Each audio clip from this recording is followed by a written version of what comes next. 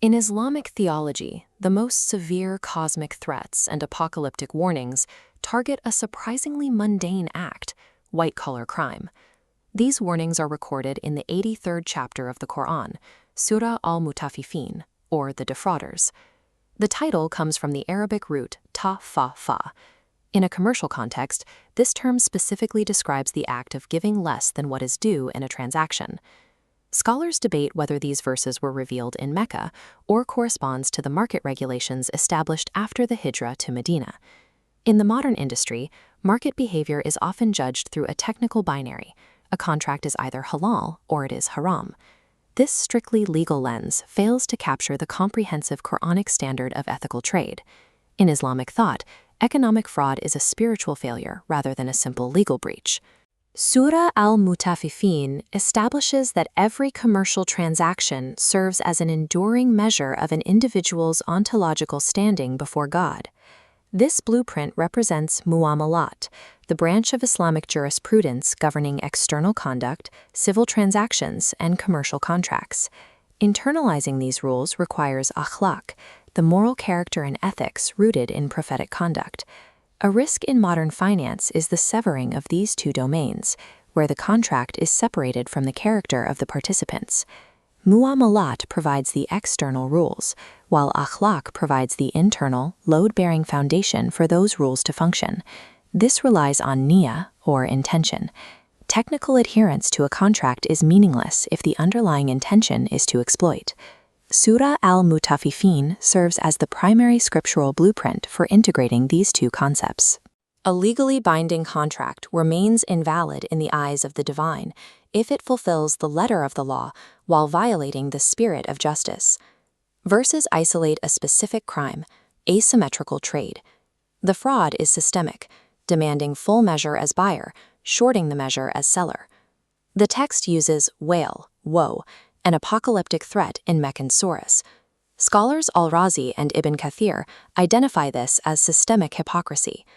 This behavior reveals a profound moral compartmentalization, where a trader separates their personal standards of fairness from their professional conduct. Demanding fairness for oneself while exploiting others represents the height of selfishness. This behavior stands in direct opposition to the Quranic mandate for justice and trust.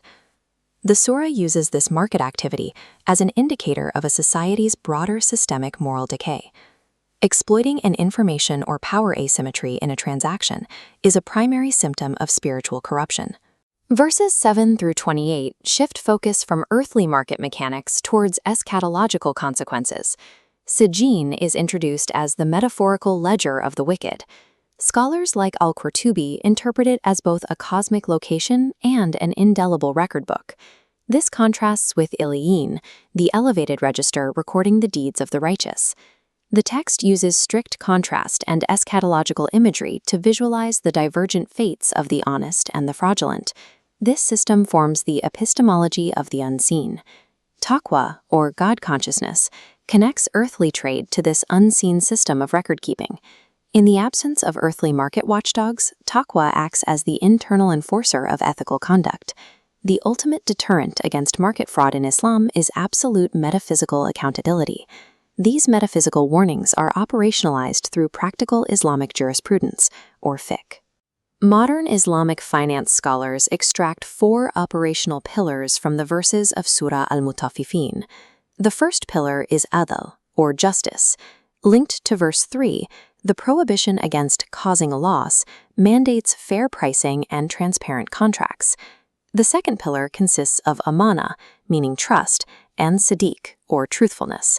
This connects to the Prophet's maxim, "He who cheats is not one of us," which prohibits exploiting blind spots in trade. The third pillar is ihsan, or excellence.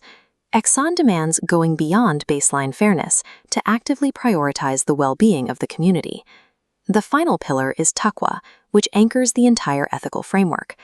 Taqwa transforms the abstract concept of sijin into a daily practical ethical compass for business dealings. These 4 pillars translate theological warnings into actionable commercial law. This matrix shows how internal ethics translate into law. We trace justice from verse 3 to fair pricing and transparent contracts. Similarly, masuliya, or accountability, maps to the practical requirements of record-keeping and transparency. The entire surah serves as a defense for hukuk al-ibad, the rights of others. This framework proves the Quran explicitly rejects the notion that markets are value-neutral zones, or spiritual failures that cannot be settled through earthly fines. These actions permanently affect one's standing in the hereafter. For practitioners of Islamic finance, technical compliance is insufficient without moral sincerity.